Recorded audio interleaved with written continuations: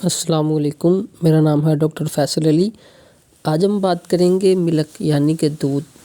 کچا دودھ ہمارے لیے کتنا نقصان دہ ہے اور اس سے کون کون سی ہمیں بیماریاں ہو سکتی ہیں اور مالج حضرات اسے کیوں منع کرتے ہیں۔ دودھ کا استعمال صحت کے لیے انتہائی مفید گنا جاتا ہے، لیکن بعض اوقات لوگ کچا دودھ استعمال کرنے کے عادی ہوتے ہیں، جو کہ انتہائی نامناسب۔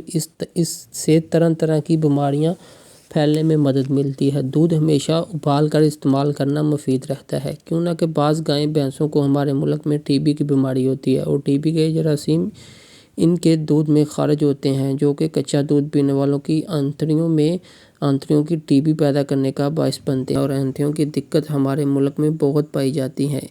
اس کے علاوہ کچے دودھ سے دوسری بیماریاں مثلاً ہیضہ، ٹائفائڈ، ڈائسینٹری، فوڈ پوائزننگ بھی پیدا ہو سکتی ہے۔ اس لیے مالج حضرات کچا دودھ پینے سے منع کرتے ہیں، اور میں امید کرتا ہوں کہ یہ میری ویڈیو آپ کو پسند آئے گی اور یہ میری معلومات سے آپ فائدہ اٹھا سکیں گے، اور انشاءاللہ ملتے ہیں نیکسٹ ویڈیو میں۔ اب کے لیے اللہ حافظ، اپنی دعاؤں میں یاد رکھیے گا۔ اگر کسی قسم کا کوئی آپ کو سوال ہو یا آپ کسی میڈیسن کے بارے میں جاننا ہو یا کسی بیماری کے بارے میں کوئی معلومات لینی ہو، تو آپ نیچے دیے گئے کمنٹ پہ بھی رابطہ کر سکتے ہیں یا میرے نمبر پر بھی آپ رابطہ کر سکتے ہیں۔ اپنی دعاؤں میں یاد رکھیے گا۔